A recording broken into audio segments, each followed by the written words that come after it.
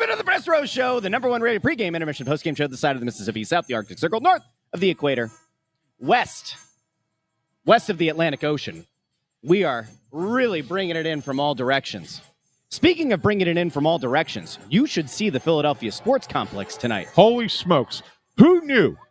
Who knew that this kind of crowd would show up on a rainy Thursday night for Delaware State, Norfolk State football? And I guess it's because it's Michael Vick coaching against Deshaun Jackson. But they're coaching. They're not playing. They're not throwing the ball to each other. Maybe they will at halftime. And, Russ, I'm a little disappointed in you. Why? Because you forgot to do something today. I'm not wearing a jacket. Well, not only that. Oh, there's something more. It's October 30th. What were you supposed to do today? I don't know. You were supposed to dress up like Andrew. Oh, yeah, I totally forgot. Yes. Yeah, I also threw out all of my quarter zips except for one that has a sports betting brand on it. So I can't be intern. That is my fault, I guess. Yes. Well, there's always Saturday and Sunday, but then it's November, and the Halloween of it all is ruined. Well, I've ruined a holiday. Jumped the shark. I have ruined a holiday. Michael, the organist, he's got his cape on, but check out, they got the candelabra on the organ. So he's like a vampire. He's like a vampire. What a guy. Yeah. What a stud. You can see it if you pull up Andrew's computer. Yeah. Listen, I kind of ruined a holiday. Pull up the shot so you can see the candelabra. Oh, okay. Show everybody. Okay, I don't think it was really that exciting. And also, it looks like a potato cam over there. I don't know if it is for you. Yeah, it's potato cam over on intern's computer. I don't know why. Yeah. But there's a candelabra there. You can't really tell, but that's fine. All right. I ruined the show. I ruined Halloween. Sam Erson's groin may ruin his chance of actually being the #1 starter for this team after 2 consecutive shutout wins. Sam Erson, not great. Not shutout wins. Well, sorry, shootout wins. Shootout. I forgot about, I switched a U for an O. I went somehow dyslexic in my own head. 2 shootout wins in a row. They went to Sam Erson in back-to-back games for the first time this year, and his groin said, nay, nay. So apparently didn't get hurt during the game. It happened at practice the next day. The grind. They say, Taka keeps saying it's very minor. It's just a tweak. They've called up Kolosov on an emergency recall because of that. And, obviously you need to have 2 goalies. So the league allows for that. I think this may change the formula for the way the goalies are going to play this weekend, Russ. The assumption all along was that Vladar was they were going to alternate. It was going to be in the 4-game homestand. It was going to be Erson on Tuesday, Vladar tonight, Erson against Toronto on Saturday, and then Vladar would then start against his former team, against Calgary on Sunday. That kind of makes sense, right? I think that this injury, and they keep saying it's day-to-day, it's going to, I'm pretty confident, like 95% certain it's going to go through the weekend. Okay. All right? So I don't think you're going to see Sam Erson at all this weekend. But I think now, because of that, I don't think they want to expose Kolosov to Toronto. So I think you're going to see Vladar tonight against Nashville, and then on Saturday against Toronto, and he's going to miss out on playing against his former team. And you'll see Kolosov in net on Sunday against Calgary. That's how I'm pretty confident it's going to go, from what I've been told. Sorry, I got distracted because I saw we could do this. Let's see. Woo! Happy Halloween! Ooh, spooky. Only you. Let's see, are any of these good? Only you. That one actually kind of works. The overlays are... it blocks out Press Row Show on the bottom. Are these things we could have looked at ahead of time? Yeah. Well, we were late getting down here. Who was late getting down here? We all were. We were here. I mean, no, but we were late, later than we wanted to be. So we kind of just hopped on the show because of the traffic. You know what? I might keep that skeleton down there the whole time. That's a good-looking skeleton behind the chat. I like that. You like that? Cool. Yeah. Here we have Trick or Treat. Yeah, I like the skeleton. Little pumpkin over here. I honestly like this one, except that it helped block out stuff. Yeah. I don't know. We could keep it like that. I think that's okay. The comments will go over top of it. Let's rock and roll with that for a bit, shall we? Let's shall. Okay, let's shall. All right. So anyway, it doesn't matter. Happy Halloween, almost. Happy Mischief Night. Did they have Mischief Night back in the 40s when you were a kid? First of all, Mischief Night back when I was a kid was insane. Insane, the stuff that used to happen. I grew up in West Philly, and it was like cars, homes, they were destroyed. eggs everywhere, soap. Like people would write stuff on everybody's cars in soap, toilet paper strewn across porches and in backyards. Like it was nuts. Like kids were out of control. That's absurd. Yeah, it was crazy. It was crazy. So I never participated in Mischief Night. You know what show did a really great job of explaining Mischief Night? What's that? Rocket Power. Remember Rocket Power? Otto and Reggie Rocket, Twister, Sam from the great state of Kansas, talking about the Shoobies. No? Great show. No. Nickelodeon. It's available on Paramount Plus. I remember that. Anyway. It is. Other thing that happened today, Russ, there was a trade. There was a huge trade. I'm massive surprised trade. you weren't like fired up by this. You didn't come on here wanting to talk about the trade. Well, so the Flyers make a deal. Sam Tumala, who's a guy who it just felt like this organization was ready to move on from a while. Now, he was a high draft pick. He is a guy that I think a lot of times fans have kind of looked at and said, given where he was taken, like, shouldn't he have at least had a cup of coffee with this team at some point over the last few years when it's been, some down years? He's just never really did enough to impress in Lehigh Valley to get that call up and to have a real shot at making the team. And now he's gone, and they bring in a Kai Rubin, not the one you might have wanted. But there's, to me, I look at it and I go, this is probably, for the most part, an AHL for AHL swap. They maybe believe that Kairu, as a right-handed defenseman, maybe they can get him some meaningful minutes with the Phantoms, and then if he plays well, maybe he enters this kind of mix, this thing for the, 6th spot, the 7th spot with the team. What do you know about the trade? So, I mean, obviously, Kairu's a second-round pick as well, so it's a second-round pick for a second-round pick. Kairu's a year younger than Tuamala, so that's one thing. Secondly, the Flyers think that there's a little bit of something there with Kairu. They actually believe that there's an NHL player. Now, it's not anybody to get super excited about. I think that they believe it's ultimately a third pair right-hand guy that could play, 15 minutes a night in the NHL eventually. They think getting him ultimately with Reardon, who's very good at coaching defensive players, defensemen, that ultimately that will be a benefit. It's not going to be right away, but look, the Flyers are hoping they need somebody in this bottom pair rotation to kind of take a spot. I mean, obviously, a spot's going to be held for Rasmus Ristolainen for when he comes back, which I keep hearing is going to be right around Thanksgiving. But then the other spot is wide open. Is it Emil Andre? Is it Juleson? Juleson's a 7 in my mind. I don't think it's really him. Yeah. Is it Yinin? Is it Kairu now? Ethan Sampson they like, but he got hurt and he's kind of out of it for the Phantoms right now at this moment. So, they need another guy. And obviously Bonk is hurt too. So they need somebody else to kind of claim that spot, and no one's really jumped on it. So right now, that's they're going to give a chance here to Andre. He's going to be in the lineup tonight. Good. I think he's going to get a little bit of a look, but he's got to be better than he's been when every other time he's been up here. He had a good game. The one game he played when he was filling in for Canada, was he filling for York? Who was hurt? Who was out that one game? It might have been York. I think it was York. So he did fine in that game, and so that's why I think he's back again. But the last time he had an extended run, it didn't look good, right? So he needs to show a little bit more consistency in play in order to stick around. And the Flyers are hoping he can. Let's play the positive game here. Kairu's coming from a very well-regarded organization with Dallas. Yeah. He is a right-handed defenseman. Yeah.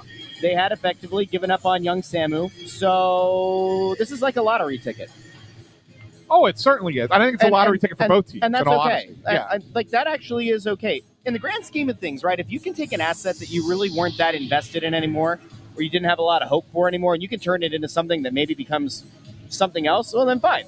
Yeah. It's like the old Peter Griffin mentality. You can either have this AHL player that you don't really want, or you can have the mystery box.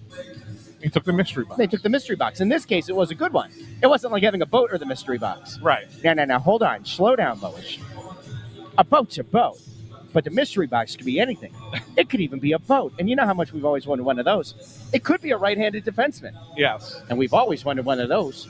Now, if he were about 6 inches taller, you'd probably be thrilled, and you also wouldn't have gotten him for the guy that you got him for. But you take the win where you can get it. Yeah. No, you do. I mean, it's fine. Like, I don't want to make too much of it. It basically is a swapping of similar assets who just play different positions. I saw this over here from Eric Berkey saying, Russ positive, must be Halloween. Yeah, I actually dressed up as a Kool-Aid drinker tonight. Is that what it is? I did. Okay. Everything is hunky-dory.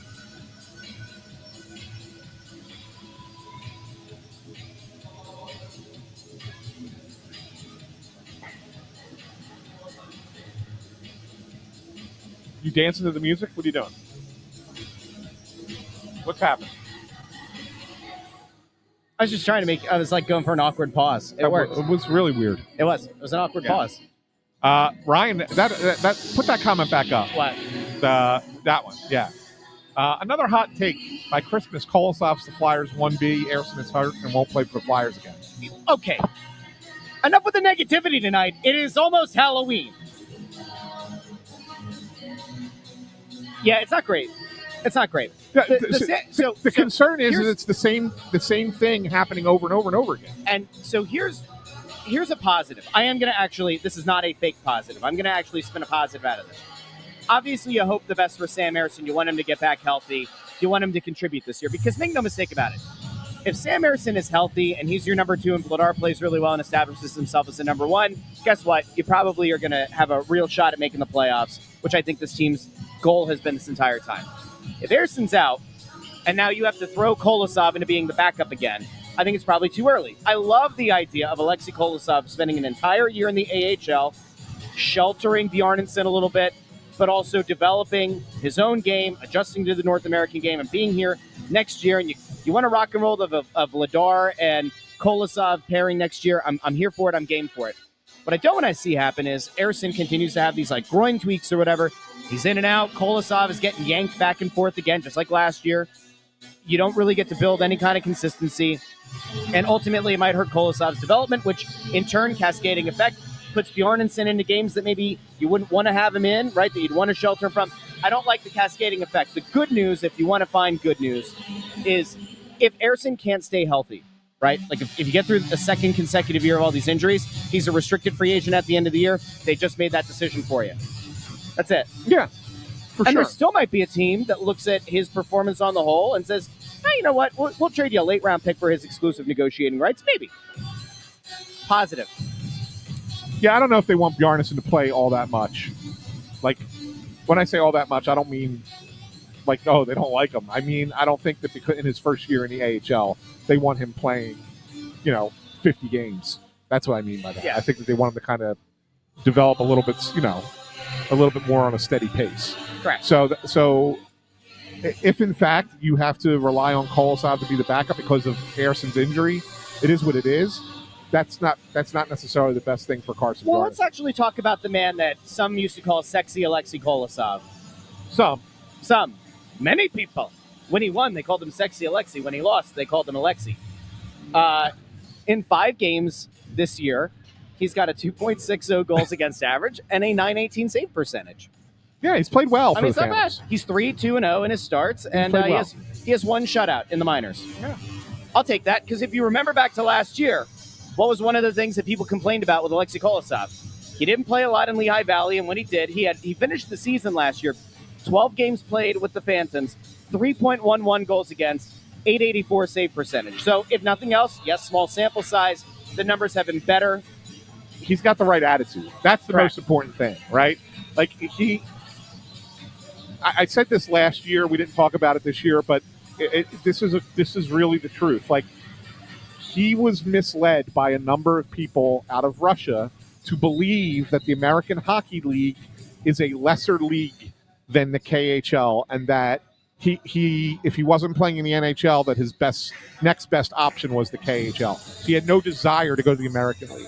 And I think after the experience that he had last year, combined with the fact that his hometown team in the KHL signed Zach Fucale, who's a goalie, to be their second goaltender there, and there was really no spot for him to go, I think he came to the realization that, well, I guess the best spot for me to be is in the American Hockey League. Yep. And when he's been down there, he's realized, oh, wow, like the talent level here is maybe better than the KHL is. And so, okay, all right. And now he's actually buying into it. So good on him for kind of growing up. It took a year. Flyers had a lot of frustration that they had to deal with it. And who knows where it goes, right? This could well just be like you said. Play well, and then we're going to send you somewhere else and make you somebody else's headache. I'm going to go out here to Ogie. Ogie says, wasn't Russ the one in Carter Hart's last year that said he was all in on the Ayerson train? Yes. You know why? Because I'm a flawed human being. And I really do support the backups of this world, the backups in life. I supported Sam Ayerson. And in fairness, Sam Ayerson as a backup goalie put up nice numbers behind Carter Hart. Yep. And then it very quickly became apparent he couldn't handle being the number one guy. Russ was a Sam Ayerson supporter. Russ was a supporter of Ivan Fedotov before he had to go to his Iron Giant year of military service. Russ is a big fan of Dan Vladar. Russ also supported WCW instead of the WWF. That didn't work out very well. Russ supports AEW, which has declining viewership over WWF. I'm not good at this, okay? I've never been good at just supporting the top. In fairness, who was the favorite going into the World Series? The Blue Jays. Who have I been supporting? The Blue Jays. Who said that the Dodgers would win in 5 games? This guy. Sometimes we're right. Sometimes we're wrong. I'll admit to you, I might have been wrong about Sam Ayerson. However, I know I'm right about Darth Vladar. Shirts available at shop.snowthegoalie.com. Yeah, somebody said they missed the spunky intern. Intern, get on here real quick. He was good the other day without you. I check in, okay? I didn't watch the entire episode while I was up in New York for work, but the intern does an admirable job. He was great. In my stead. Thank you. A wonderful human being. I tried my best. There are media companies out there who should be looking at the job this young man does. There are. There should be. You're right. There should be more. There should be. He is a true treasure to the show, and we appreciate and love him. Somebody send this to Portnoy. You keep wanting to go to to Barstool. Yes. I don't think you're incendiary enough. Yeah. What does that mean? Incendiary? Like lit on fire? Yeah. Yeah, like, You want me to start a fire? not here, not on this show. I There are could. enough fires to put out in general. Don't need a rogue intern. Yeah. You don't have the personality for Barstool. That's not a knock on your broadcasting Wholeheartedly ability. disagree. It's not your broadcasting ability. Your broadcasting ability is fine. Your broadcasting ability is good. I think we should let intern go rogue. We should help him build his own social channels and see what his barstoolification of the intern looks like. The intern media network. I'd be down for that. Maybe I should bring him back on the Russ Joy show. I should just let him spread his wings. What you need to do? That's what you need to do. And fly. Just give him his own show on the Joy Media Network. I don't need to get sued. Right? I will worry. There you about, go. The I intern will Andrew worry show. about setting him rogue, and then I get a lawsuit, and I go, well, that wasn't worth it. You know? What would I do that would get you sued out of There are a curiosity? lot of things I could just see. You know, it doesn't matter. Anyway, intern, we'll be back to you a little bit later on. Of course, intern has the stat of the night in the first intermission and trivia time in the second intermission, and also his pick. And also his pick. Because I think he's 1 point behind me right now. I need to update the line from the other night. Yeah. I think Bundy might have actually jumped me or tied me after the Penguins game. But we were all you were the only person who did not get a point the other night. That is correct. Yeah. Yep. Well, I didn't believe in Sam Ayerson, and he got the job done. Yeah. And then his groin did him in. All right. Let's look for some other things tonight. Shall we? Let's shall. Okay. Last night when we were at Chickies and Pete's, where you can find us every Wednesday as part of our radio show, Snow the Goalie Radio. Next week we're in Glassboro. Write it down, folks. Chickies and Pete's of Glassboro next Wednesday. If you are in New Jersey, anywhere in the state, North Jersey, South Jersey, the fictional Central Jersey. I don't even know where Glassboro is. I don't actually. The last time you were near Glassboro, was my wedding. Where is Glassboro? Right down 322. Commodore Barry Bridge. That's South Jersey. Yeah, it's like you're going to a Union game, but going to the Jersey side. So to me, New Jersey is like there's Voorhees. That's north. There's not North Jersey, but north of. So there's Voorhees. There's Ocean City. That's the beach. There's Cape May. Yeah. And then there's Jersey City and Secaucus. Yeah. And then there's just like a gap. Like the coders of the video game that created New Jersey, they just forgot about the whole middle part. Yeah. Yeah. You forgot Trenton? Trenton doesn't count? Trenton will count when we're there in a few weeks for Snow the Goalie Radio on a Wednesday to Chickies and Pete's. Yes. Board in town. Oh, and there's Newark. There's an airport there. Yes, there is. That could be a fun game. Trivia time, New Jersey trivia time. Yeah. Watch as I flounder.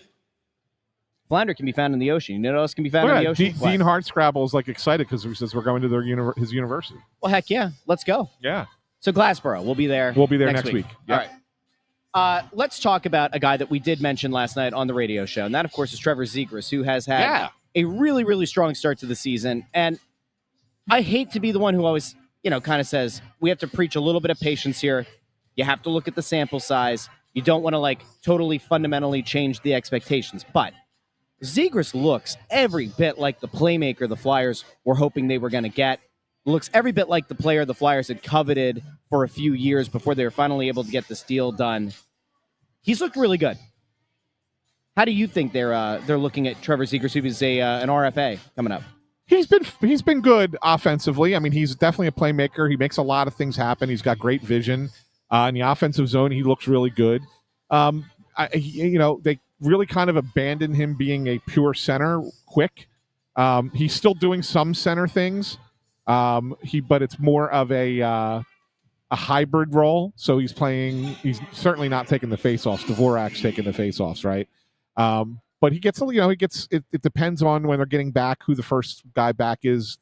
They're taking the center responsibility. The other guy takes the wing responsibility. So he's doing some center things, but not all center things. And I still think that there are times where he flies the zone a little bit too quickly. I think he calls for pucks at times, maybe that aren't the best time to want the puck. But lift up your computer really quick. Show the people Mike. No. Show the people Mike. Look at him back there. Move your microphone. Look at him. He's like the Phantom of the Opera. Yes, Mike. We love Mike. What a great guy. Look at him. He's just jamming out. They got the TV camera over there, the in-arena camera. Yeah. Bonafide stud, that guy. Yeah. He's actually part of the Snow the Goalie extended universe. He is Snow the Goalie family. Yeah, Mike. All right, we're good. Yeah, Mike the organizer. I just wanted people to see, and I will tell you that if you're ever down here for a game, if you have kids, right, Mike is the nicest guy, right?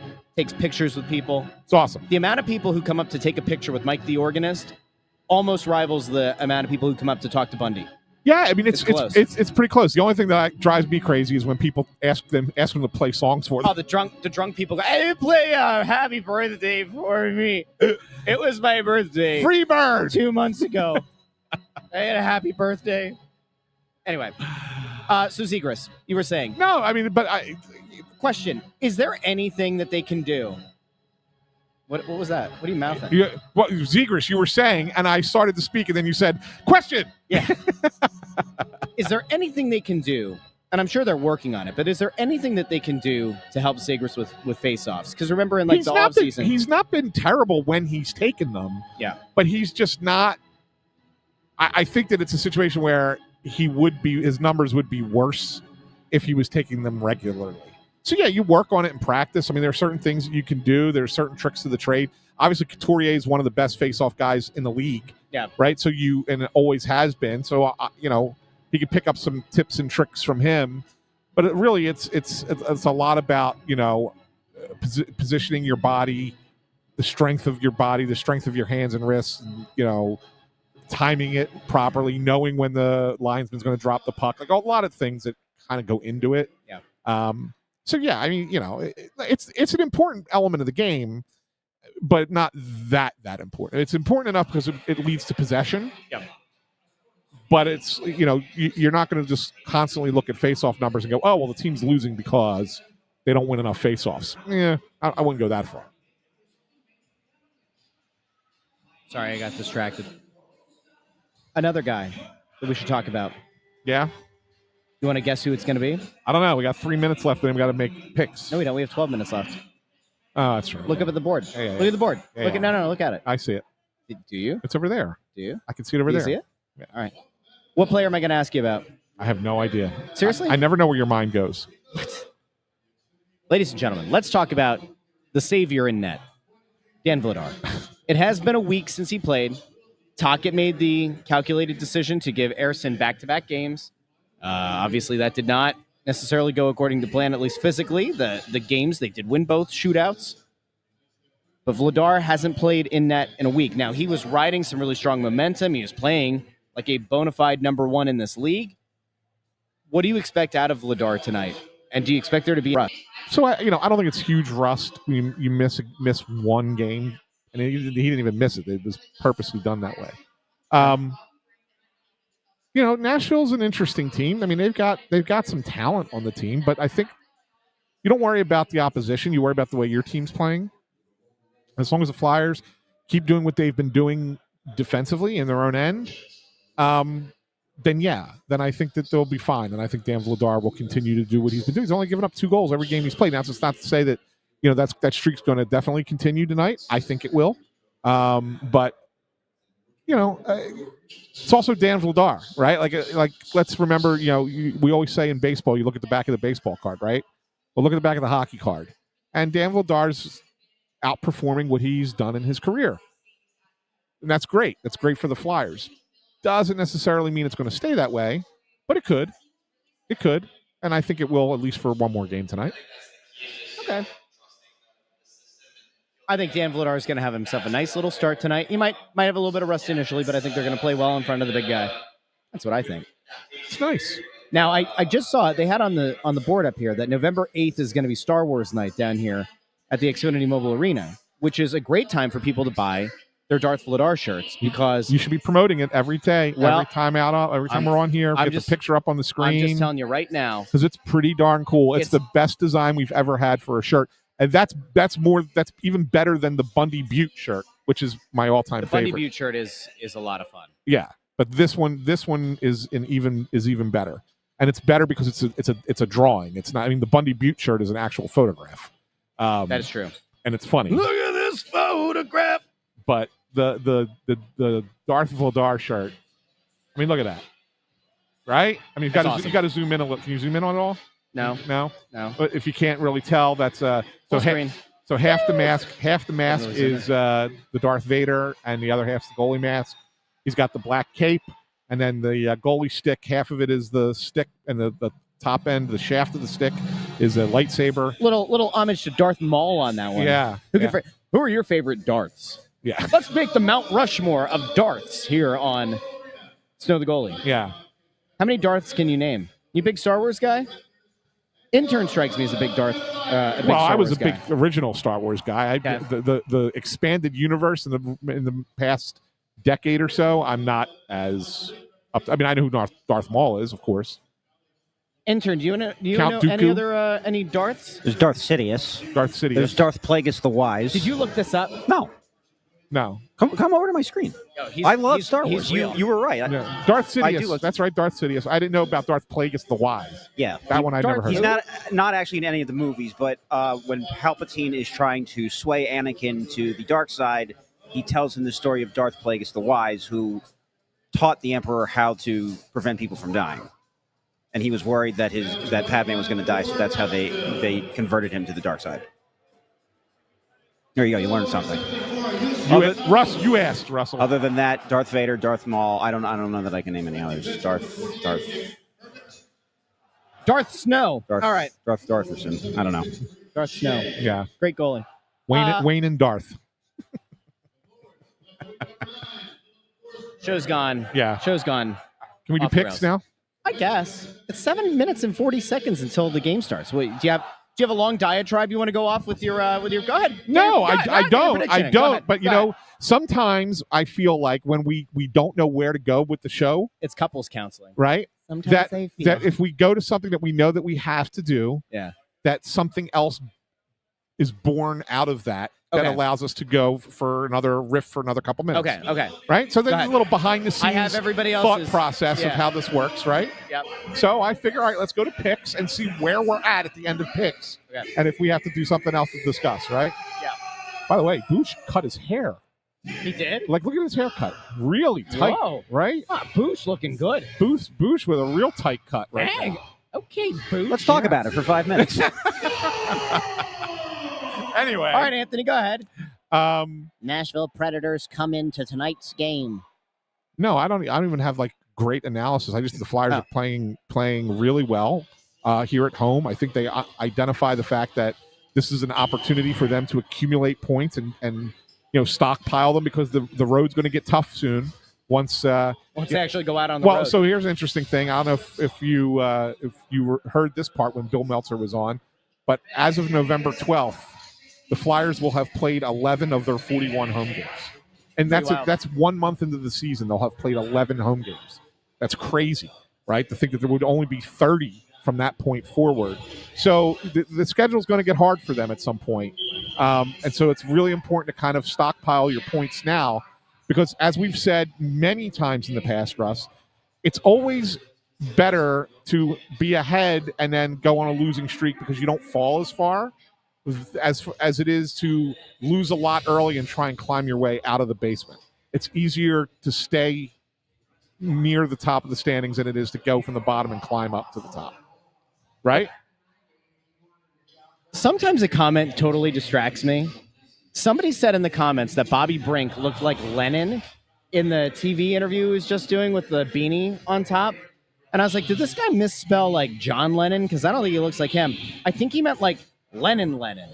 Like Lenin, the Russian. Yeah. The revolutionary. I don't think he looked like Lennon. Does that look like Lennon to you, intern? Bobbygrad. Poppycock. No, Bobbygrad. Oh, Bobbygrad? Like Leningrad. Oh, Bobbygrad. okay. Anyway, back to my pick. I'm confident in the Flyers tonight. I think that they play a good game against the Preds. I think they win the game 4-2. Speaking of Bobby Brink, he, Noah Cates, and Tyson Forster will be the starting line on the ice tonight. Already announced by the team a minute ago. Well, that's good. They should be. Brink, Cates, and Forster, Sanheim, York, in front of Vladar. They're their best line right now, so they should be out there. Okay. Intern Andrew, let's bring you on. I'll take the Flyers 4-2 as well. Is this the third straight game we've picked the same score? Did you pick 4-2? Yes. Maybe. I think this is the third straight game you and I... In fairness, I did text it before you did. He did, so that is true. I wasn't just copying you. Okay. I'm just saying, it's third straight game. I think we have the same score. Well, when Russ wasn't here, the crazy thing was me, you, Bundy, and Meltzer all had the same exact score. Yeah. What is on Gritty's head? What is that? It's hard to tell what he is. Is he Trump? It is like a very blonde wig. What is he dressed as? Andrew, can you tell? I wasn't paying super close attention. They were doing some kind of video where they were playing dodgeball. Oh! Dodge, duck, dip, dive, and dodge. I don't know what that... He's not Patches O'Houlihan. So there's somebody out here in a Predators jersey. There's circle... All right. Yeah. I don't know what he's supposed to be. He's not... He's the guy from Dodgeball, according to somebody. Yeah. No, but that's not... Ben Stiller's character. That's not what... Ben Stiller didn't have blonde hair. I've never seen the movie, so I can't... I'm sorry, what? Yeah. You've never seen the movie? You've never seen Dodgeball? You can dodge a wrench, you can dodge a ball. I know that. He's never seen the movie Dodgeball. Get in here. Yeah. That's a violation. I'm not going to say that's as bad as him not knowing about Peter Where's your Forsberg, Halloween outfit? But man, oh man. Russ screwed up the Halloween thing. Russ was supposed to dress as intern Andrew. Yeah, I forgot. Oh. Yeah. Okay. He's never seen Dodgeball. A true underdog story? Yeah. I'm more disappointed in this than the Forsberg thing. How have you never seen Dodgeball? I don't know.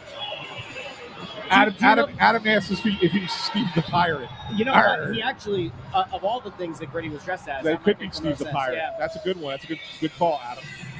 All right. Bundy, what's your pick for tonight? I'm going to keep riding the hot hand. I do think this is a trap game.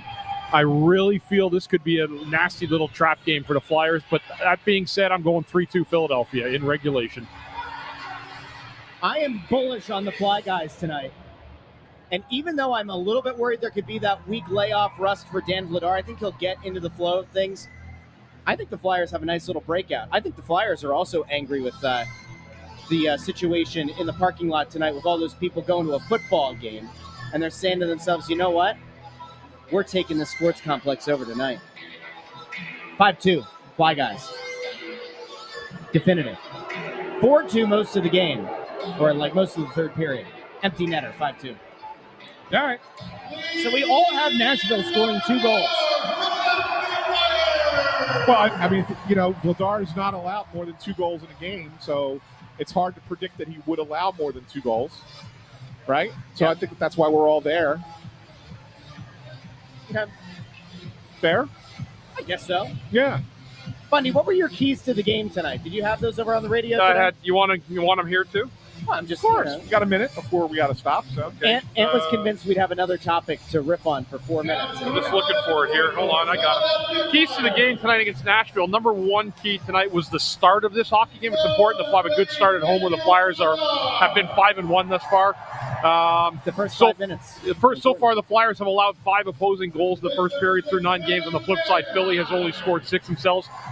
They had 2 overtime wins in their last 2 games, but they gave up the leads in both those games. I'd like to see them do a better job having a better start at home. Number 2, Trevor Zegras. Zegras will try to make it 7 in a row for a point streak on Thursday. To date, he's posted 9 points overall. He's also shown a bit of feisty side to his game and a willingness to stand up for his teammates, which people love. He's the first Flyers player with a 6-game home point streak to start a season since Claude Giroux and Wayne Simmons in 2016-17. I got to find a new stat now. Thank you. Don't ask me for my stat of the game, right? My keys to the game. And the third key tonight is special teams. The Flyers won both ends against Pittsburgh the other night, getting the win in regulation. Flyers' penalty kill has been 88.6% so far, ranked 6th in the league. The power play 17.2%, ranked 24th. It has been sporadic, but it seems to be coming around a little bit over the last week and a half. Nashville's power play struggled at 11.8%, but scored last game. The penalty kill, however, ranks 3rd so far at 90% success rate for the Predators. So something's got to give. Nashville is also the oldest team in the league. Flyers need to get all over these guys tonight. Yeah. Matthew is asking for an anytime goal score tonight. I'll give you Tyson Forster. Tyson Forster for your anytime goal tonight. Interesting. All right, we will be back for first intermission, second intermission, and postgame here on the Press Row Show. Talk to each and every one of you very, very soon.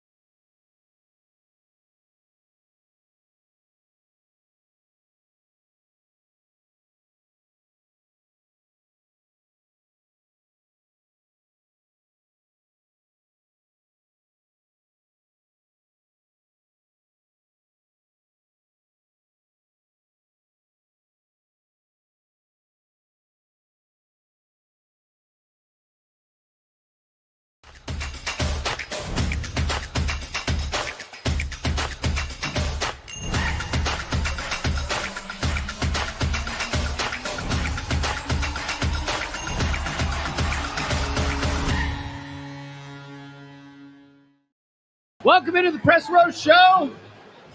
First intermission show. They're calling it the Halloween Spooktacular down here at the Xfinity Mobile Arena. Who knew the scariest thing you'd see tonight is shot generation from the Philadelphia Flyers. The Flyers have so few shots on net, Jason Pierre-Paul could actually count them on that hand. Oh, that's really nice.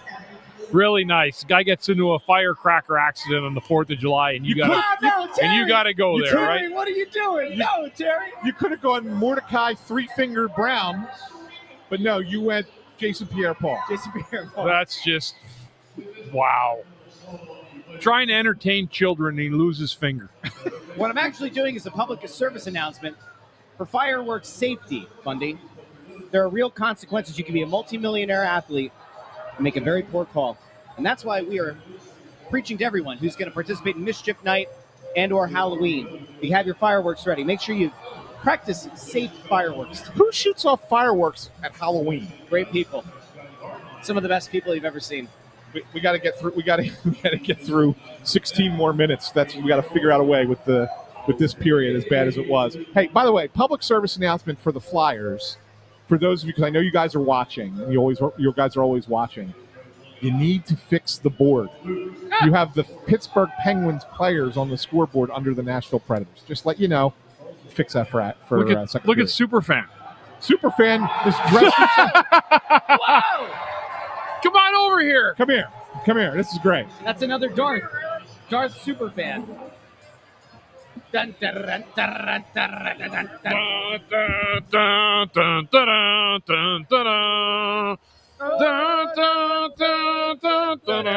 Superfan. Look at you. What do you got to say for yourself? You're dressing up like the goalie? I am your father. I love it. That looks good, Superfan. What do you think of that first period? So. You think Darth Vader will use the Force to try to get them to play better in the second? Yeah. Good. Well, we appreciate the outfit. Thank you for doing that. Yeah, it's great. My shirt came. What's that? My shirt came. Oh, okay. Oh, you got your Darth Vader shirt? Yeah. You got the shirt, but you didn't wear it tonight. No, I always wear shirts. Yeah, but you should have worn it tonight with the I'm wearing mask. it for Thanksgiving, though. Oh, all right. There you go. Okay. Darth Vader shirts available at shop.com. Make sure you put it up on social media so everybody sees it. Yeah. Thanks for joining us. We'll catch you in a bit. Thanks, buddy. Happy Halloween to you. So, thank you. Ant was pointing this out before, so we're going to throw over to it real quick. If you're thinking to yourself, like, what do you mean they had the Penguins up on the scoreboard? This is what Ant means. Hold on. What did I do? I have to get rid of that. There we go. There you go. So let me see if I can zoom. Can I zoom in here? No. All right. Technology. Anyway, if you can see, we got Sidney Crosby had a takeaway in that period.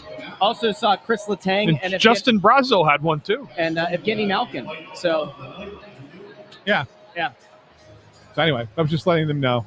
Maybe they thought that the Predators were dressing up as the Penguins. You don't know.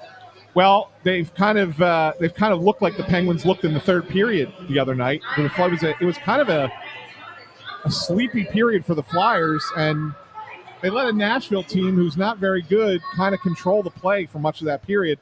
Vladar was good. I mean, he obviously doesn't let up a goal. But really, man, the Flyers, the whole period was spent, it seemed like, Bundy, in the Flyers' end. I know there was a power play for Nashville in there, but just Flyers didn't generate much of anything. No, they didn't have a whole lot going that first period. And again, we talked about this being a trap game. It is a trap game. And the Flyers got lucky that they got out of the score 0-0. Nashville has a power play again to start the second period. They have some time remaining from the one where Bobby Brink had to drag down the defenseman to save a goal, essentially. But Nashville, the second 10 minutes of that game, really poured on a lot more shots. What are the shots on the game? What, 11-3? Was it 9-3? It's 10-3. 10-3 shots on goal for Nashville. That would be unacceptable to Rick Tocchet in the way that this team has played, especially the second and third period of each of the last two games. My key tonight was having a good start tonight. One of them early, but it didn't materialize the way the Flyers would have liked it to have started. So I want to take this away from the game before we go over to intern Andrew. Most notable thing that I guess has happened in the last day or so is that Martin Necas signed an extension taking him also out of the free agency class of 2026. There were a lot of people, I think, who were still hoping that there might be somebody with a pulse and some talent still available when the free agency hit in 2026. Are you guys surprised that he came off the market? No, everybody's signing. Guys that have players, they're making the commitment to get these guys signed. They're not wasting any time. They're not letting them try to get to free agency market in the summer. No, they're getting their priority signed. Every team in the league is doing that. Can you name a guy? Like, think of the league right now that's up for a signing and it hasn't been signed yet. Kempe, I think, LA is Right. the only one, right? Right. Yeah. I'll look real quick. I'm pretty sure Kempe's is like the biggest name that's probably from a forward perspective anyway. Let's see. Is Panarin? Panarin, that's the other one. Panarin. Panarin. Is Bob really a free agent? Yes. Okay. Ovechkin is technically. Look at these guys. Look at these guys. Look at the Villanova offensive line is here. Yeah, boy. I love it. Oh, hi. And look at they're hungry too. These guys. Yeah. They got some great masks on tonight. That's awesome. Did you guys dress up for Halloween? That's what Russ said. Russ said they got masks on. Yeah, masks. I know what they want. Yeah. They want these bands. Hold on one sec. Let me take care of my son really quick. Yeah. All right, let's, with Bundy heading off to go take care of the Villanova line, let's go out to intern Andrew with his stat of the night. Intern Andrew, how are you doing? I'm doing great. How are you doing? Great. So I had to pivot a little bit, and you mentioned that Trevor Zegras, first 6 home games of the season that he's gotten at least 1 assist, which is the first time that had been done since Gene Simmons did it, 16-17. Gene Simmons? G and Simmons did it. I heard Gene Simmons. So did I. I thought he was talking about Kiss. A tongue just like Jalen Hurts. No. Let's go back to that tweet. When He we didn't- revisit that? He doesn't play hockey. How did that work out for you, Russ? G and Worked out Simmons. pretty well. 21 million impressions. I was actually talking about that the other night. Yeah. That was a good tweet. All right. First to do it since 16-17. He's just the 4th player in Flyers history, however, to do that in his first season as a Flyer. The other 3 being Peter Forsberg, Who? Flyers draft pick, Yeah. Peter Zezel, and Brian Propp were the other 3. All right. Started off their Flyers tenure with 6 consecutive home games with an assist. I'm actually. I won up to your stat. I am pretty impressed with the fact that His intern, mic's not on. Forgot. I'm impressed Sorry. that the intern went and found another really high quality stat that fast. What was the stat tonight? So you had said that Zegras 6 consecutive home games Yes. to the point. Yeah. He's the 4th player in Flyers history to do that in his first season as a Flyer. Oh, okay. Yeah. Okay. Yeah. And the others were, did you get them? Forsberg, Zettel, and Brian Propp.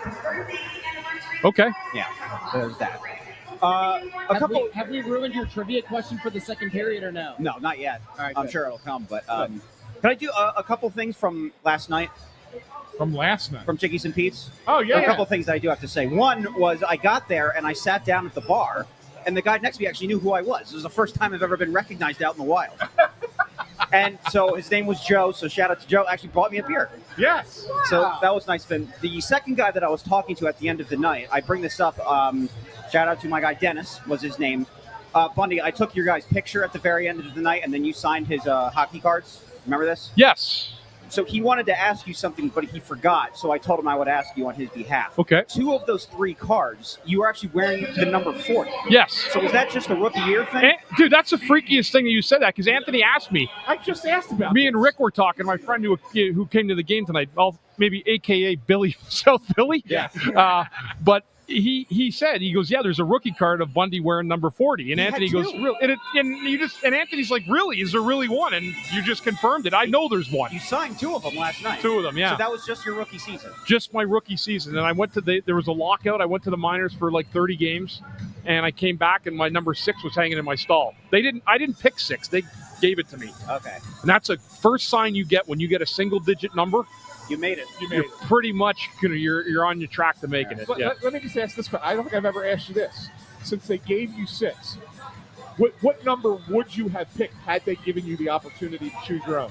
You know, it's funny. My dad wore 16, Okay. and so there's no way that was happening, right? Right. So yeah, but I wore 16, or I wore 33 before I even got number 6. So if I would have added, I wore 33 with the Canadian Olympic team because I love 3 Larry Bird. So 3 plus 3. 3 plus 3 is 6. So I always said I just transformed from 33 to 6. What number were you at Providence? 35 Okay. for no reason at all. I'd have no idea why I wore that. All right. Well, there you go, Dennis. There's your answer. That's great. Good work. All right. Good work. Good job, intern. By the way, the background music is loud as hell today. I know. I gotta adjust Bundy's mic in between periods. We gotta do an audio thing there. Yeah. But that's okay. Brad Marsh is booing you. Brad Marsh wants to drop the gloves tonight. Brad Marsh and Jimmy Watson walking by. Brad Marsh we did a great thing before the game tonight. I'll talk about just for a minute. They did the Every Child Deserves a Bike. And they're specially made, like they're physiotherapy bikes as well for like people who have disabilities. And I think they said it was like the 60th or some bike that they've given away. But the family was here. The little guy who got on his bike, he was riding it around the concourse. It's really, really, really cool to see that. Some of the special things the Flyers alumni that we're able to do for the community and for others out there. So we had a little a meet and greet before with them. Jonesy, Danny were there, myself, Doug Crossman, Brad Marsh, the two Watson brothers. And it was really, really cool. They get very, very emotional because the look on these little kids' faces when they see a bike for the first time, an opportunity for their first bike, it's really cool. That is awesome. Neat. That is awesome. See that? I love that. Always good things going on down here. That's exactly right. Have you guys seen any good Halloween costumes down here tonight? I saw somebody wearing a banana and another person's wearing a carrot. Is that like the fight? The characters? Oh, no, it was a broccoli and a carrot. What was that? They just put Alf on the Jumbotron. Alf? Yeah. Yeah. Scott Bakula's here? The broccoli and the carrot were Scott from Bakula looks like Alf? Daddy Daycare. Oh, yeah. Right? I don't see a whole lot of Halloween spirit out here. Well, come see you in the second period, all right? In the suite. Yeah. So, see you guys. So, Riddy's costume is Ben Stiller's character from Dodgeball. He wasn't blonde. Yeah. He had I guess he had frosted tips. Frosted later in the tips movie. and stuff. Yeah. What? Whiteman. Joni loves Chachi. Was it? What? Whit Whiteman? Was that No. the name? Of who? His character. No, I don't know. That couldn't have been White his name. Goodman. That's what it is. No, Dwight. What? White Goodman? as in the color. White White Goodman. That was his name? Yes. I don't remember I was I saying remember the name of the coach. Patches O'Houlihan. Yes. Yeah. Yes. All right, let's see. Can you name the 5 Ds of dodgeball? Yes. Go ahead. In order.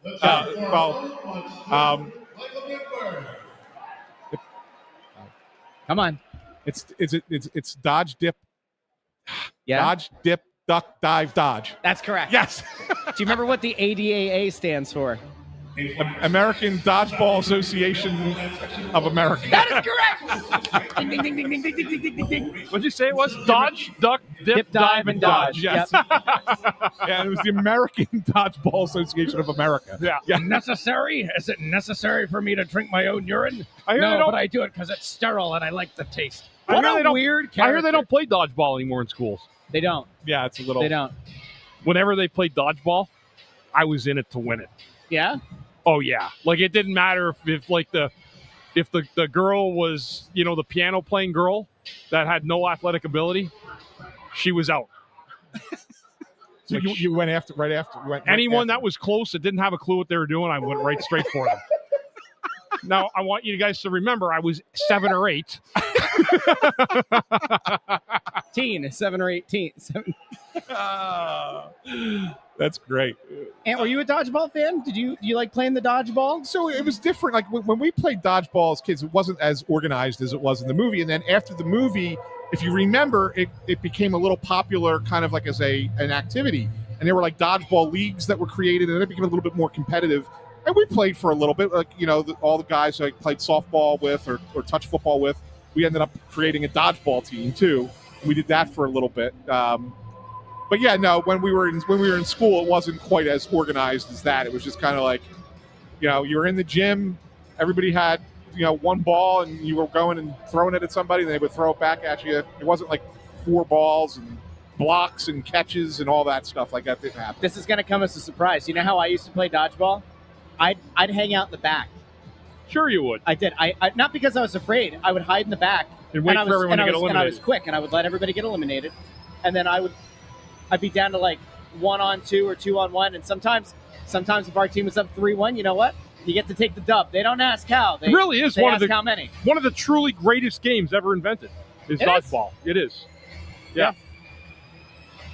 It's got a little bit of everything. It's got some aggression to it. It's got some, you got to kind of hide. Some You gotta- strategy. Some strategy, yeah. Yeah. It's got a little bit of everything. Yeah, and then you catch the ball, and that kicks one person out, brings somebody back into the game. Love that. Yeah? Great. That is a Yes, when you yeah. catch the ball, you can bring Yeah. somebody out. Yeah, just great stuff. But unfortunately, you're not allowed to play it in schools anymore. It's too violent. The schools have gone. anti-dodgeball. They don't like the dodgeball. They don't want to I don't actually know what they play And it was now. intramural. It was. I'm trying to think of what they play now. Kickball, I think, is still allowed. Tiddlywinks? Nah, I'm just trying to think of safe things. I'm pretty sure that kickball's allowed. What's the pit they have in some Gaga schools? pit. Yeah. The Gaga pit. Yeah. The what? Gaga pit. It looks kind of like a hexagon or I something. think it's an Israeli game, if I'm not I'm mistaken. not sure, but there's such a good line. I won't use it. I did just see a Mamdani ad in my feed. Do you think they'll allow? No, it doesn't matter. The Gaga Pit game is really, really interesting, except that gets more violent than dodgeball. Like, those kids, like, as they chase after the ball, like, you're getting slammed into, like, a half wall. So some schools have actually started getting rid of it. This is what happens. They try to make the schools safe by getting rid of dodgeball. And then they put them in, like, a little octagon, and they have them an MMA bout on their hands, you know? What are we doing here? I don't understand it. Now, Bundy, you were talking about aggression and about some talent, some speed. Let's talk about this game. Yeah. Nothing after one. Flyers had 3 shots on goal. Not ideal. Dan Vladar stopped all shots he faced. What do the Fly guys have to do in the second period? Well, they need. You know what you can do when you're playing like this? You need to get a forecheck. Get the pucks in deep and get your butt onto that puck. Get on his defenseman, get a hit, let the second guy pick up the puck and go from there. But those are little things that you can control. You can't control necessarily certain things in a hockey game that are out of your control. The way the other team's playing, whatever. But you can control the way you play in this hockey game. They can be more physical. They can put more pucks to the net, and they can get on this defense a lot better than they have in the first period. Okay. Video guy Amadeo just sent me something. I'm going to see if I could download this fast enough to show it to the people at home. This might be one of the most ridiculous things I have ever seen. We got 0 seconds. I'll We have gotta to go. pull it up in the second intermission. It is All right. absolutely wild. We'll be back second intermission here on Snow the Goalie on YouTube, Facebook, and X. Talk to each and every one of you very, very soon.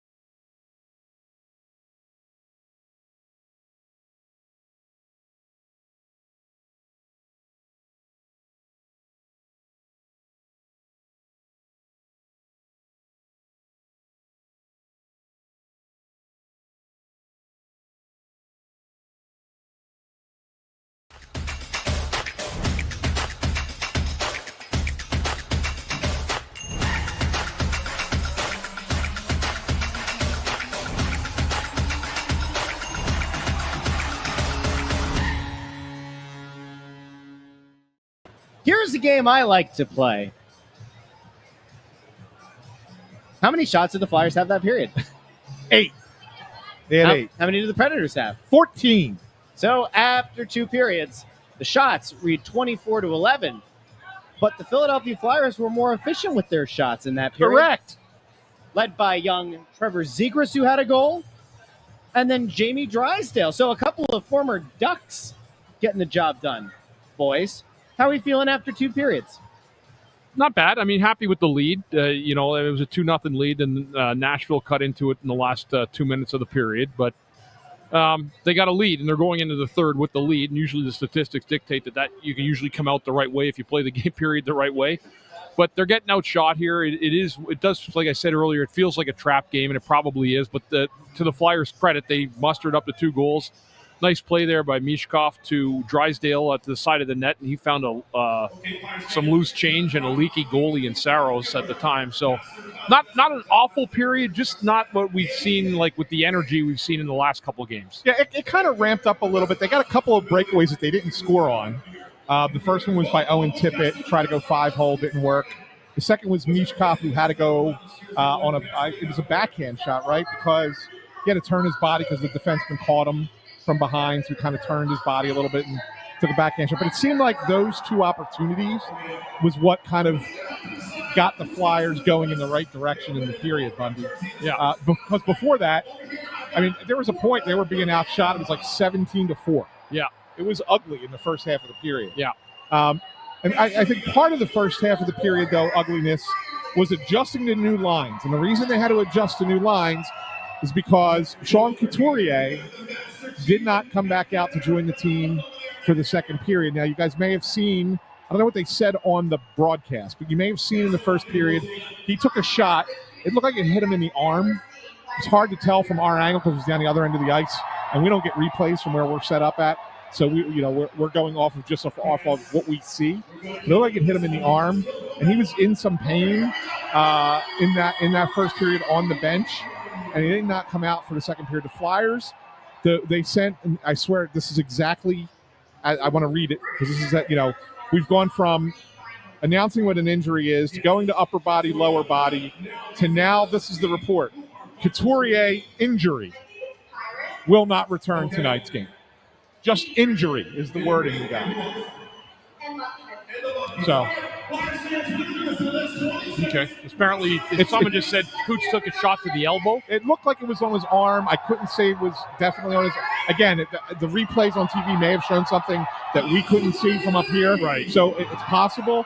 It just all I saw was the shot hit him in the arm somewhere, and he was in obvious pain when he came off the ice when it happened. So that's depending on what it is. That could be an injury that affects this team in some way, right? Yeah, it's quite possible, and certainly Coots being out. I mean, there's a parallel to the fact that he's been out of the game, and Nashville's had all those shots on goal. Right. Yep. That's a good point. Yep, that's a good point because they were really trying to find some of the lines that they were putting out there, and I guess I know you're just trying to figure it out, right? You're trying to rotate the fourth line guys up into the top 9 to kind of mix and match. But some of those combinations, you're sitting there going, man, there is no defensive responsibility out there. Right? Just want to get to at Venom Claus. Drysdale definitely playing with a lot of confidence. He's playing down low a lot. Bundy, when a defenseman that is that aggressive, is there talk on the bench of the forward is always going to stay high then. There's no talk on the bench. It's just a matter if that defenseman goes down, then somebody's got to assume his position on the point as a backup to him. So that just goes without saying. Defenseman goes down, that forward or winger, whoever it is, needs to go back him up at the point. But there's no conversation because you don't know if he's going to go in or down low that shift. Just when it happens, there has to be a guy that cycles back around to cover the point. It's nice to see him do that, though.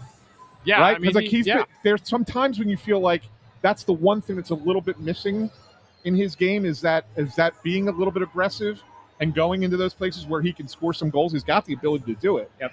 And he had seemed a little bit unsure in the past, so it's nice to see him go into those spots. Yeah, he is. And you got it rewarded with a nice goal. He's played really well. He's moved the puck well this year, and it was nice to see him go down low there and find some some leakiness on Saros on that goal, so it was pretty good.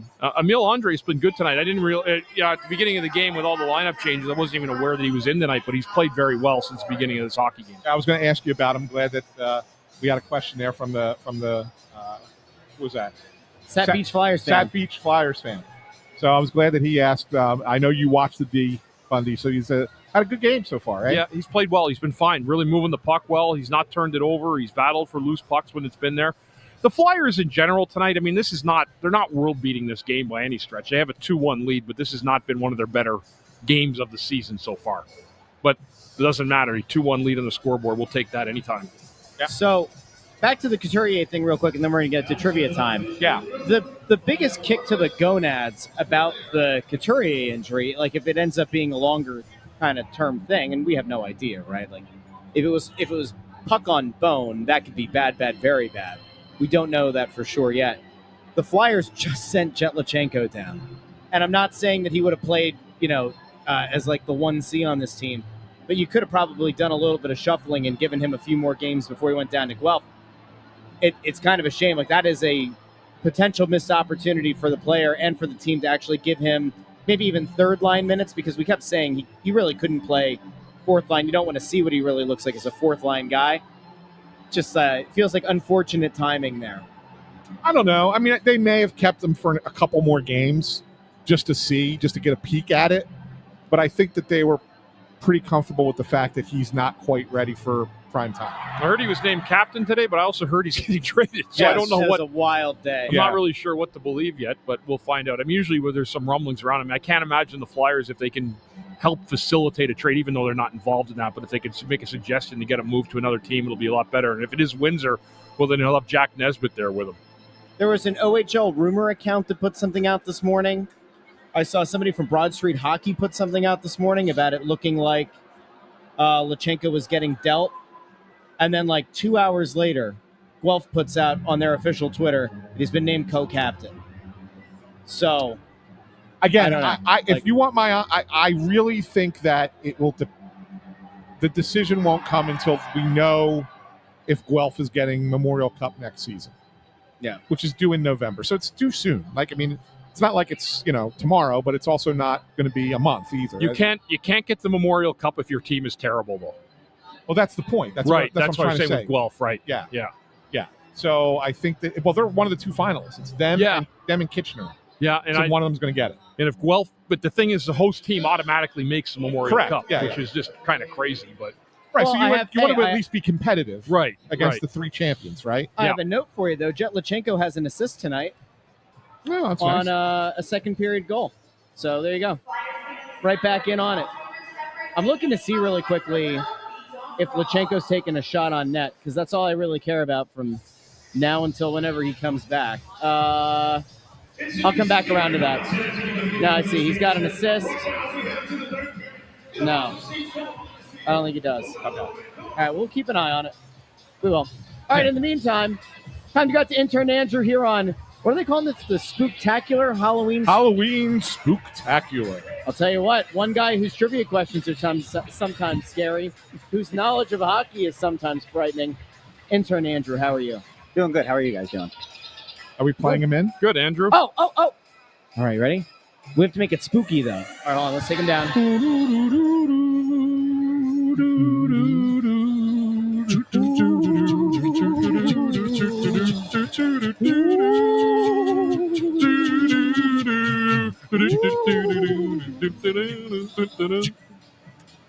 That was definitely frightening.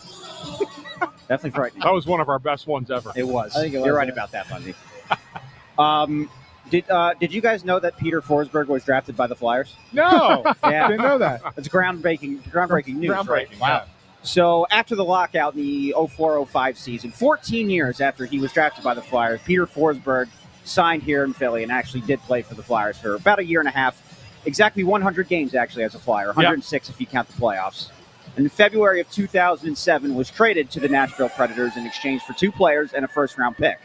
However, later that offseason, the Predators reacquired that pick because they made yet another trade with the Flyers in which they traded 2 more players. So all in all, both directly and indirectly, the Predators sent over 4 players in exchange for Peter Forsberg. I know 3 of them. I'm Okay. trying to remember the 4th. Lay it on me. Ryan Parent, Scott Hartnell, Kimmo Timonen. Yeah, all right. So, Bundy, how important are the first 5 minutes of the third period? I'm just trying to remember who the 4th one is, though. That wasn't. Oh, I thought you said all 4. No, No. we said 3. We said Parent? Ryan Parent, Hartnell, Kimmo Timonen. Oh, okay. So That you wasn't, were that wasn't the more. same off season where they got the rights to Dan Hamwee, right? Dan Hamhoose? No. No, it's not Hamhoose. You know who else came from there? Scotty Upshaw, too, didn't he? Is That that is it? correct. That's Upshaw. That's Yeah, it was the an player. Nashville That's it. guy. Yeah, That's it. Yeah. Yep. I thought that one. I'm surprised. I thought Ryan Parent would have been the hardest one of the 4. Oh, no. No. He never actually played for the Predators. Yeah, no, but he Played here. he played for Did he play for the Phantoms in the? I'm trying to remember if he played in the finals for the Flyers in 2010. Yeah, I think you're right about But I think it was like 1 or 2 games. He was hurt. Why do I think that. You know who his OHL team was? Who's that? It was the Guelph Storm. who? Ryan Parent? Yeah. Yeah, he did play for the Phantoms. He played 15 games for the Phantoms in 08-09. Yeah. 53 games for the Phantoms in 07-08. Yep. Yeah. And he, then he did play for the Flyers in the playoffs a few times. yeah, 9-10. I think he was actually on the played in 9-10, he played 17 games in the playoffs. and I think one of them was and he had a goal. I think one of them was in the Stanley Cup final, and then they stopped playing him. I remember correct. He was a -2 for the playoffs that year. So there you go. All right. By the way, Weil and Ernst, bringing back Flex, the mascot. Flex, the original Flex, was a high school classmate of mine. Really? Yes. Flex was a Phantoms mascot, right? Yeah. Yeah. Does he still exist in Lehigh Valley? No, it's a different mascot there now. Flex was only in Philly. Do you remember those guys? at all? This guy? Yeah. This one. Yeah, Flex. Oh, okay. Yeah, the original Flex was my high school classmate, which is funny because the current Philly Fanatic also went to my high school. Really? So a lot of You guys breed mascots there, huh? How do you know who it mascots. is? Like, how do you know who's the current Philly Fanatic? Is? Yeah.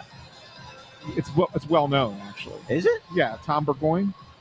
Wow. Don't spoil the fun. Yeah, that kind of ruins the. the Philly why does fanatic, that ruin- the everybody Philly knows. fanatic is a fanatic. It's not a human. What's wrong Everybody with you? knows Tom Burgoyne. Anyway, here's Flex. Yes. For the folks at home. Yes.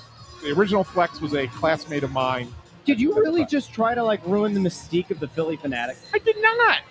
They call him the Fanatic's best friend. Next, you're going to try to tell me that Gritty's not a real Gritty. He's not a real monster. Gritty's been eating leftover tubular meat and broken glass from the renovations for years now. Yeah.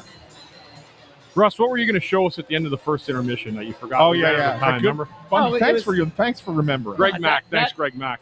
That is legitimately fantastic memory out of you. I'm trying to figure out a way to share it. I'll have it here in a second.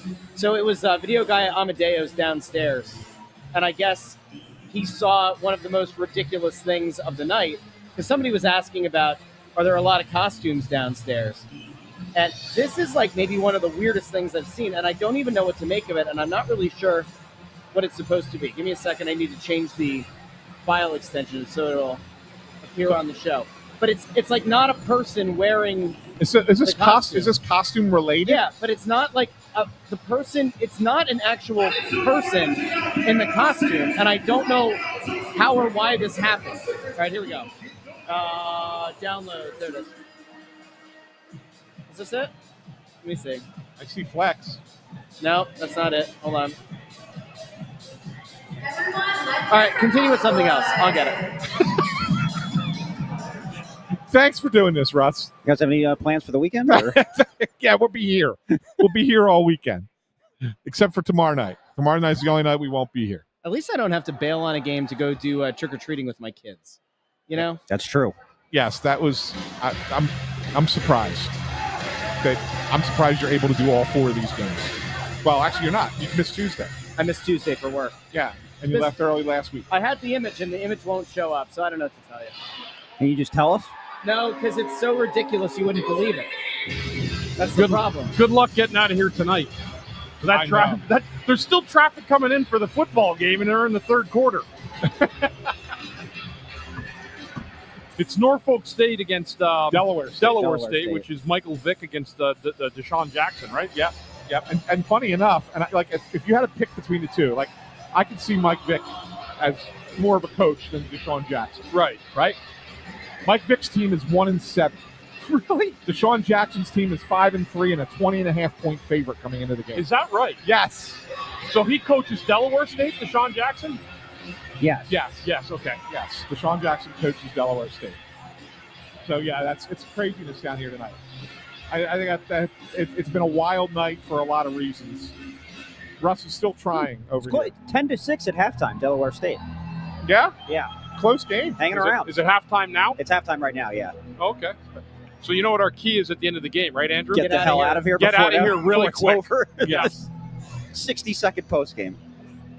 Yeah, it'll be a quick post game tonight because the traffic is literally, I haven't seen it like this in years. It was wild coming in here. Like ridiculously so. I haven't seen a shirt design quite as good as the Darth Vladar shirt. Somebody placed an order during the second period, so I'd encourage all of you to go over to shop.snowthegoalie.com. Go pick up your Darth Vladar I shirt believe there were 2 shirts. or Right? hoodie. Two that were purchased. Yeah. It was one person. They ordered 2 shirts. Oh, one person ordered 2 Yeah. shirts. I wish somehow in that picture they could show more of the cape around his shoulders. Like the Darth Vader cape. Would have been good feedback to have before I finalized the design. Well, you never asked me. I did. That's I showed it to you. You definitely No, you did. Yes, I did. No, you didn't. Yes, I did. I would have told you that looks like garbage. I texted it to you. I would have said it looks like garbage. Where's the cape on the shoulders? It's like he's hanging off his ass. Look at it. Look at the cape starts at his rear end. It's not even over his shoulders. It is over his shoulders. Your old ass eyes can't see it. Get those prescriptions checked there, Gramps. What are we doing? I got my readers on. I can see fine. Oh, so good.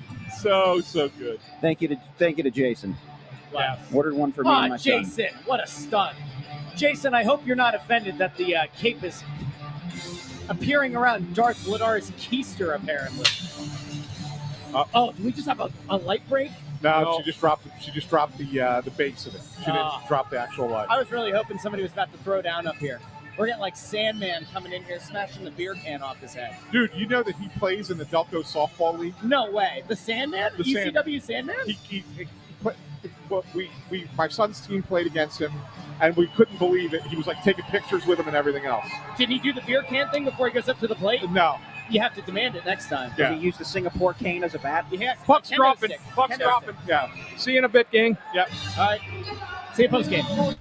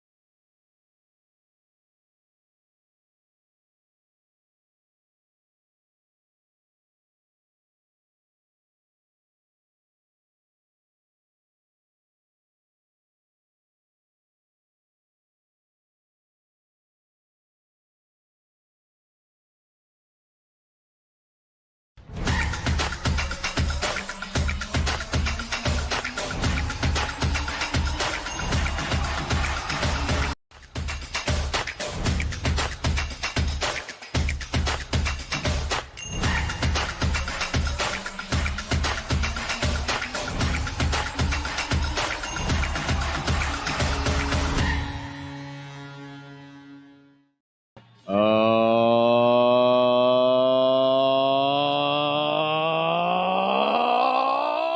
to the Retro Show, the number one rated pregame, intermission, and postgame show this side of the Mississippi, south of the Arctic Circle, north of the equator, and west of the Atlantic Ocean.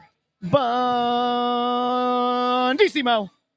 This was an ugly one early. No, this was not it was a take the win. You take the 2 points, you move on to the next game, and you toss this one out kind of, but the process wasn't great. They scored 4 goals. Nashville's a bad team. Dan Vladar, first game in about a week. He played great again. Concerns, what is he going to look rusty? What was he going to look like? And also, in a game where Sean Couturier gets hit by a puck in the first period, doesn't play the rest of the way. Obviously, that is the biggest point of concern. I want to try to keep things hit some positives and then hit some, other stuff. Let's get the other stuff out of the way. Couturier's injury. We don't actually know where the puck hit him. The belief up here was that it might have been around the elbow. What's the best, I guess, outcome? They do an X-ray. It's negative. There's swelling.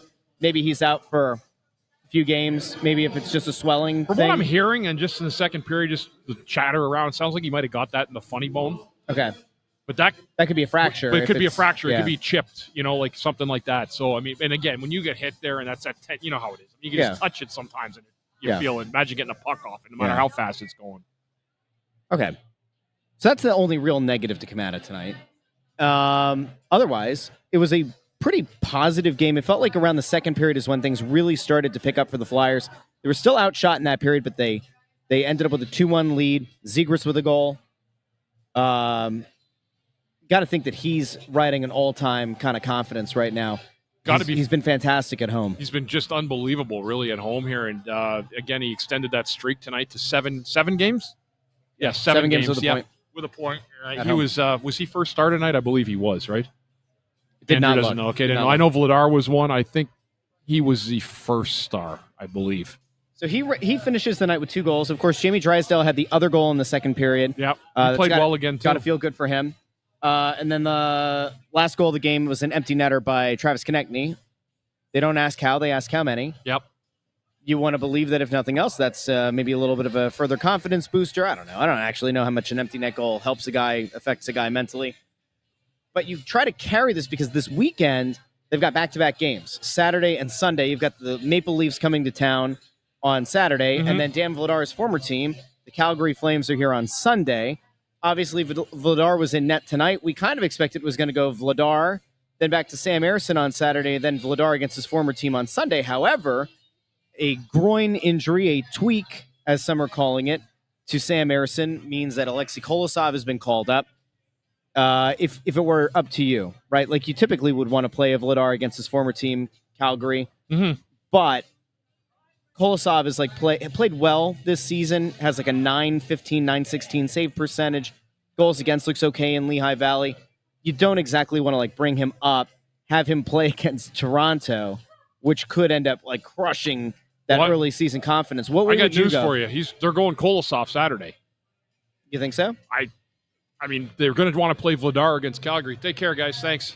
Does wanting to play him against his former team, though, outweigh saying, all right, Vladar gives us our best chance against a still very talented Toronto team, and then you say, all right, Kolosov might find more success against Calgary on Sunday? Or does the former teamness of it all kind of outweigh that in deciding to have Vladar go Sunday?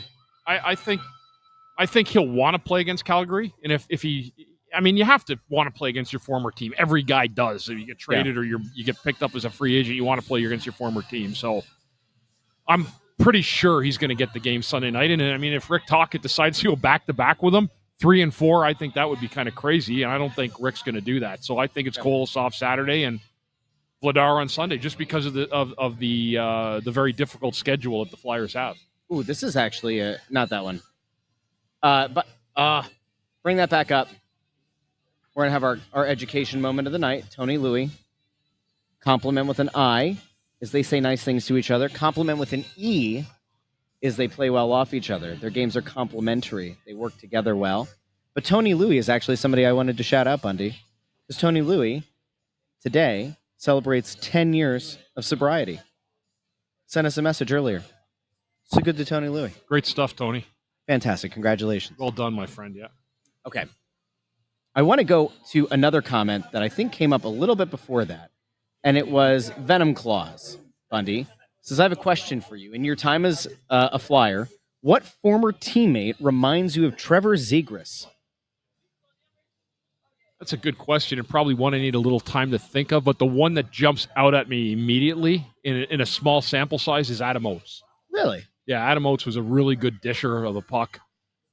Didn't shoot as much as he probably should have. Good night, There's Mike. the Phantom Take of the care. Opera himself. Happy Halloween. Right Nice there. Darth Vader suit tonight, buddy. I love Nice. it. It's good stuff. Good stuff.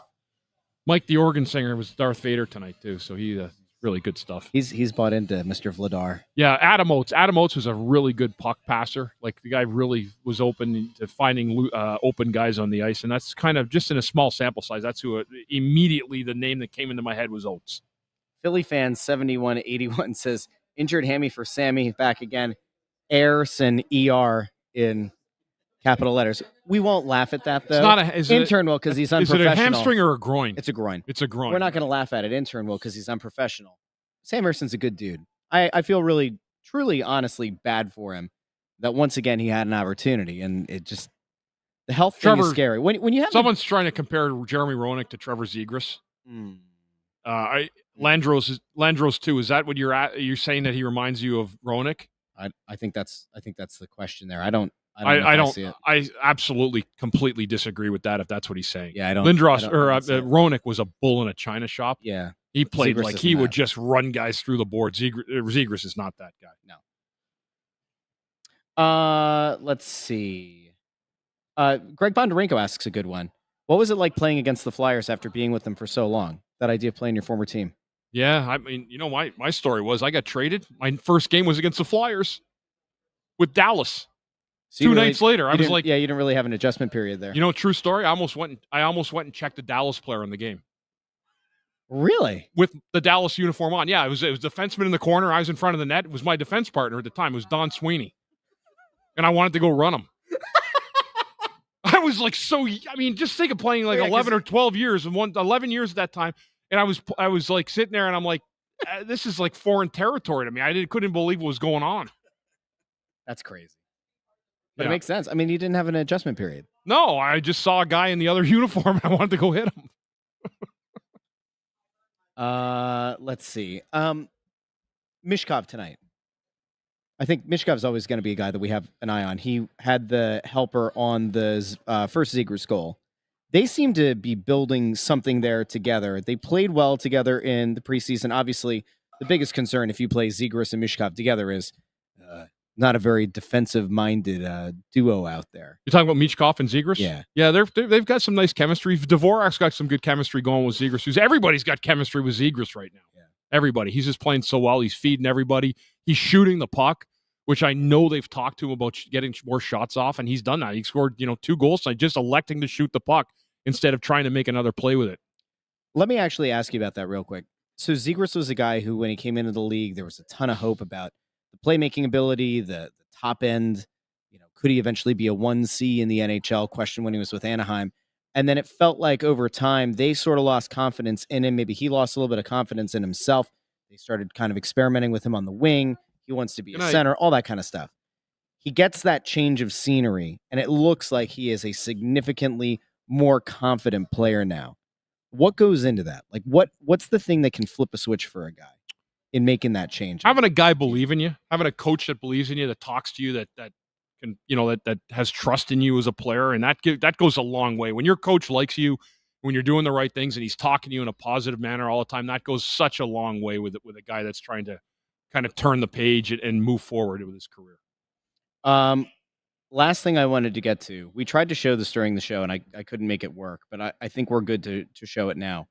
So Video Guy Amadeo sent a picture earlier, and I said, I don't know how to describe this, so I'd have to show it post-game. There's somebody who brought a stuffed chicken to the game. Really? And put a Travis Konechny jersey on the chicken. That's what that is. Your thoughts on a stuffed animal wearing a Flyers jersey to the Halloween spooktacular? Well, I think it's Halloween, and people do really goofy and crazy things with Halloween costumes and the setting they're in. So I don't. I mean, you can do anything. You can put a You could put a uniform on anything if you want. Is this person calling Konechny a chicken? No, I think he's just got a chicken outfit on and he's got his jersey on. Okay. Would you put a jersey on a chicken? I don't think so. Do you think you could catch a chicken? I don't think if, I'll if ever. we put you like in one of those In like little a fence little- enclosures, Yeah.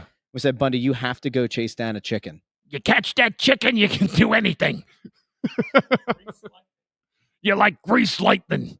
So tonight, Thanks to Billy from South Philly pulled us out of that one. so not only have we had that, we had dodgeball. We learned that intern Andrew hasn't watched dodgeball in his life. That seems problematic. I know. Billy, can you believe it? Can't believe it. All right.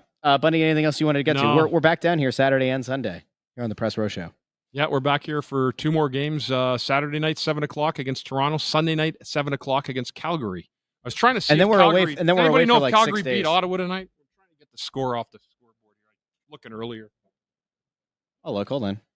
As of right now, it's tied. Is it tied? It's in It's overtime. in overtime. Okay, yeah. They Ottawa, Calgary had a 3-2 lead there. Yeah, and Ottawa tied it up.